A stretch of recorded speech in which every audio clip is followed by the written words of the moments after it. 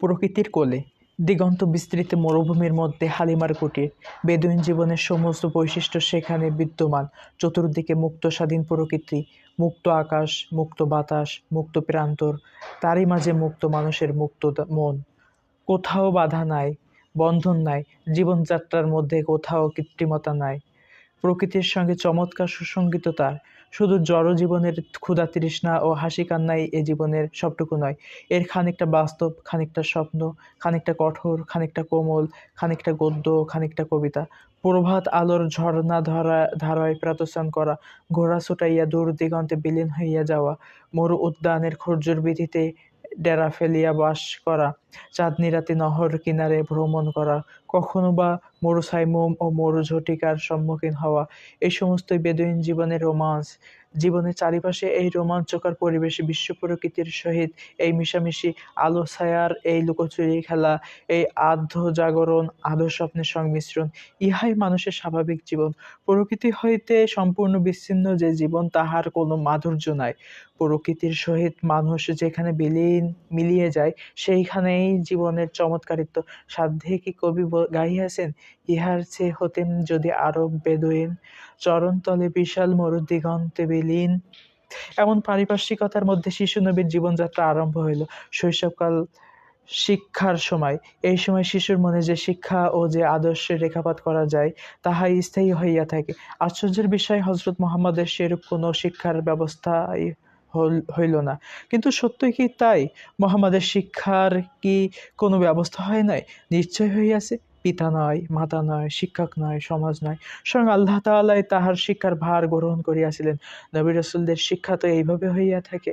মানুষের শিক্ষা ও কৃত্রিম জ্ঞান তো তাহাদের জন্য নয়। তাহাদের শিক্ষার পদ্ধতি ও উপাদান সম্পূর্ণ স্বতন্ত্র। কি অদ্ভুতভাবেই না বিশ্বনবীর জীবন আরম্ভ হইল।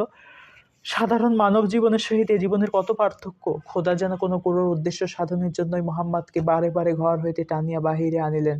সমাজের বিকৃত চিন্তা ও কলুষিত আদর্শের ছাপ পূর্বেই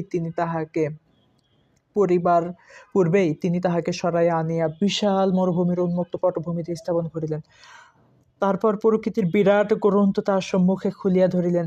একে একে তাহাকে প্রাথমিক পাঠ দিতে আরম্ভ করিলেন। প্রভাতের অরুণরাঙা আকাশ, মধ্যাহ্নের অগ্নিখরা লু ভরা বাতাস, নিস্তব্ধ নির্জন রাতের ধ্যান গম্ভীর মৌনতা, দূরে দূরে গিরি উপত্যকার ধূসর ছিরি, মরুদিগন্তের মায়ামরীচিকা, সমস্তই তাহার মনে এক অপূর্ব বিস্ময় ও জিজ্ঞাসার সৃষ্টি করিতে লাগিল। এই পরিদৃশ্যমান জগতের অন্তরালে যে একজন নিয়ন্তা আছেন, তিনি যা আড়ালে থাকিয়া নানা বর্ণে, নানা গন্ধে, নানা গানে, নানা ছন্দে আপনাকে প্রকাশ করিতেছেন, এই সত্য তিনি তাহার অন্তর দিয়া উপলব্ধি করিতে লাগিলেন। পক্ষান্তরে বেদুইন জীবনের সহজ সরল প্রকাশভঙ্গি, তাহাদের তেজস্বিতা, নির্ভীকতা, স্বদেশপ্রেম, এ সমস্ত ও তাহার শিশুমনের উপর প্রভাব বিস্তার লাভ করিতে লাগিল। এইরূপ অদ্ভুত পদ্ধতিতেই শিশুনবীর শৈশব শিক্ষা আরম্ভ হইল। সকল জ্ঞানের, সকল সত্যের, সকল তথ্যের উৎসমুখ সেখানে বসিয়া তিনি জ্ঞানামৃত পান করিতে লাগিলেন। মানুষের রচিত বিকৃতির শিক্ষা কেন তিনি গ্রহণ করিবেন? বিশ্বগুরু হইবার জন্য যিনি ধরায় আসিলেন, তিনি কেন অপরকে গুরু বলিয়া গ্রহণ করিবেন? তাই তিনি যে নিরক্ষর ছিলেন, উম্মি ছিলেন, ইহা অত্যন্ত স্বাভাবিকই হইয়াছিল। অসম্পূর্ণ মানুষের অসম্পূর্ণ শিক্ষা গ্রহণ করিলেই তিনি ছোট হইয়া যাইতেন। মানুষের দেওয়া জ্ঞান তাহার মনের উপর একটা পর্দার আড়াল টানিয়া দিত। চিরজ্যোতির্ময় জ্যোতিপুঞ্জ তখন আর প্রত্যক্ষভাবে তাহার চিত্তে আসিয়া প্রতিফলিত হইতে পারিত না। এই কারণেই বোধহয় আল্লাহ তাআলা সতর্ক অভিভাবকের মতো শিশু মুহাম্মদকে সমাজের বিকৃত আবহাওয়া হইতে সরাইয়া লইয়া নির্জন মরুবক্ষে রাখিয়া দিয়েছিলেন। সৃষ্টিলীলার সমস্ত গোপন রহস্য ও মূল সত্যগুলি জানা হইলেই তো সব জানা হইয়া যায়। সেই জ্ঞানই তো পরম জ্ঞান। মুহাম্মদ সেই স্বর্গীয় জ্ঞানের অধিকারী হইয়াছিলেন।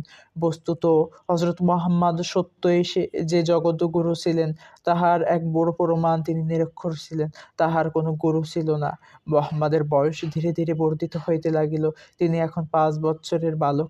জীবন ও জগৎ সম্বন্ধে তাহার এখন প্রাথমিক জ্ঞান জন্মিয়াছে। দুধ ভাই বোন ও অন্যান্য বেদুইন বালক বালিকাদের সঙ্গে তিনি এখন খেলিয়া বেড়ান।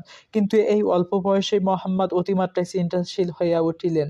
তাহার সকল কাজে, সকল কথায়, সকল হাবভাবেই কেমন যেন একটা অস্বাভাবিকতা প্রকাশ পাইতে লাগিল। কখনো তিনি উন্মনা, কখনো তিনি উদাস, কখনো বা তিনি ভাবগম্ভীর। অন্তর তাহার সুদূরে পিয়াসী, দৃষ্টি তাহার দিগন্ত বিসারী, দূরের পানে আঁখি মেলিয়া সর্বদাই তিনি কি যেন ভাবেন। আকাশে যেন নীল নয়ন মেলিয়া তাহার মুখের পানে চাহিয়া থাকে, চাঁদ যেন তাহাকে হাতছানি দিয়া ডাকে, তারা যেন তাহাকে দেখিয়া মিটি মিটি করিয়া হাসে, বাতাস যেন তাহার কানে কানে গোপন বাণী কহিয়া যায়। দৃশ্য জগতের অন্তরালে ভাঙা গড়ার যে লীলা চলিতেছে, তাহার রহস্য যেন তিনি জানিতেন, কিন্তু আজ আর মনে নাই। অর্ধবিস্তৃত স্বপ্নের মতো এই নিখিল মাখলুকাত কেবল তাহাকে উতলা করিয়া তোলে। চেনা অচেনার আলো ছায়ায় মন তাহার সতত দুলিতে থাকে। সেই পূর্বস্মৃতি মনে পড়িতেই যেন তিনি মাঝে মাঝে এমন বিমনা হইয়া পড়েন।